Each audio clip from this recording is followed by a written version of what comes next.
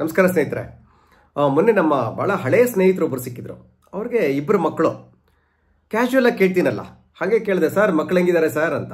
ಅವರು ಭಾಳ ಬೇಜಾರು ಮಾಡ್ಕೊಂಡು ಹೇಳಿದ್ರು, ಸರ್ ಅದೇ ಇಬ್ಬರು ಮಕ್ಕಳು, ದೊಡ್ಡವನಿದ್ದಾನಲ್ಲ ಸರ್, ಭಾಳ ಜಾಣ ಸರ್ ಅವನು, ಎಲ್ಲದರಲ್ಲೂ ಒಳ್ಳೆ ಮಾರ್ಕ್ಸ್ ತೆಗಿತಾನೆ, ಯಾವಾಗಲೂ ಓದ್ತಾ ಇರ್ತಾನೆ, ಭಾಳ ಬುದ್ಧಿವಂತ. ಎರಡನೇ ಒಂದೇ ನಮಗೆ ಭಾಳ ಯೋಚನೆ ಹಚ್ಕೊಂಡ್ಬಿಟ್ಟಿದೆ, ಆ ಪೇರೆಂಟ್ಸ್ ಮೀಟಿಂಗ್ ಹೋಗೋಕ್ಕೆ ಬೇಜಾರಾಗುತ್ತೆ ಸರ್. ಬರೀ ಕಂಪ್ಲೇಂಟ್ಸು, ಯಾವಾಗಲೂ ಓದಲ್ಲ, ಬರೆಯಲ್ಲ, ಅದು ಯಾಕೆ ಇವ್ನು ಹಿಂಗಾಗ್ಬಿಟ್ಟ ಅಂತ ಅರ್ಥ ಆಗ್ತಿಲ್ಲ ಸರ್. ನಾವು ಹೇಳ್ತಾ ಇರ್ತೀವಿ ಮೊದಲು ಅಣ್ಣನ ನೋಡಿ ಕಲ್ತ್ಕೊಳ್ಳೋ ಅಂತ. ಎಷ್ಟು ಹೇಳಿದ್ರು ಅವನು ಆ ದೊಡ್ಡವನನ್ನು ನೋಡಿ ಬುದ್ಧಿನೂ ಕಲಿಯಲ್ಲ ಸರ್, ಹಿಂಗೆ ಇದ್ದಾನೆ ಸರ್. ನಮ್ಗೆ ಅದೇ ಯೋಚನೆ ಆಗ್ಬಿಟ್ಟಿದೆ, ಏನು ಮಾಡೋದೋ ಗೊತ್ತಾಗ್ತಾ ಇಲ್ಲ ಅಂತ ಬೇಜಾರು ಮಾಡ್ಕೊಂಡ್ರು ಪಾಪ. ಸ್ನೇಹಿತರೆ, ನಂಗೆ ಅವಾಗ ಒಂದು ಹಳೇದು ಝೆನ್ ಕತೆ ಜ್ಞಾಪಕ ಬಂತು. ಏನಂತಂದರೆ, ಒಬ್ಬರು ಸಮುರಾಯ್ ಇರ್ತಾನೆ, ಯೋಧ. ಅವನೊಬ್ಬ ಝೆನ್ ಗುರುಗಳ ಹತ್ರ ಹೋಗ್ತಾನೆ ಆಶ್ರಮಕ್ಕೆ.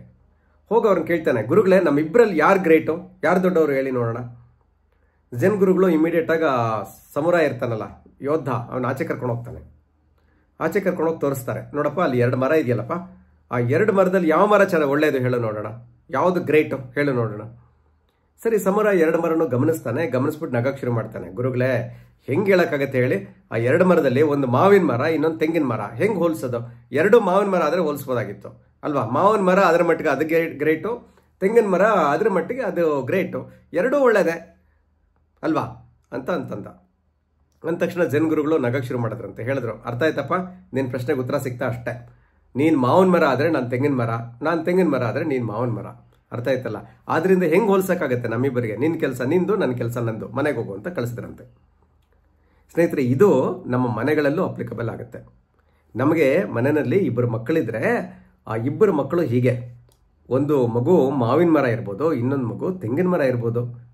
ಇಬ್ಬರು ಅವರವರ ಮಟ್ಟಿಗೆ ಅವರವ್ರು ಗ್ರೇಟ್ ಆಗಿರ್ತಾರೆ, ಅವರವರದೇ ಪೊಟೆನ್ಷಿಯಲ್ಸ್ ಇರುತ್ತೆ.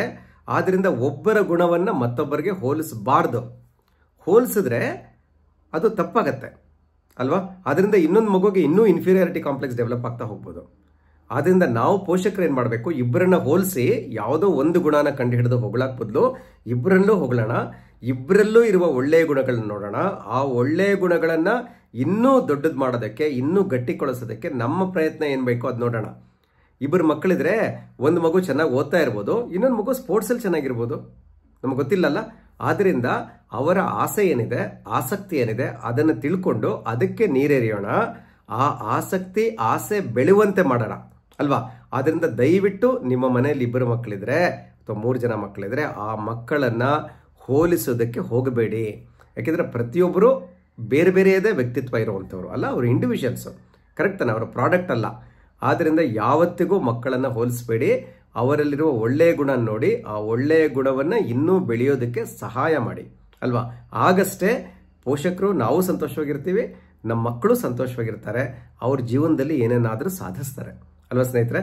Thank you so much for listening. Thank you.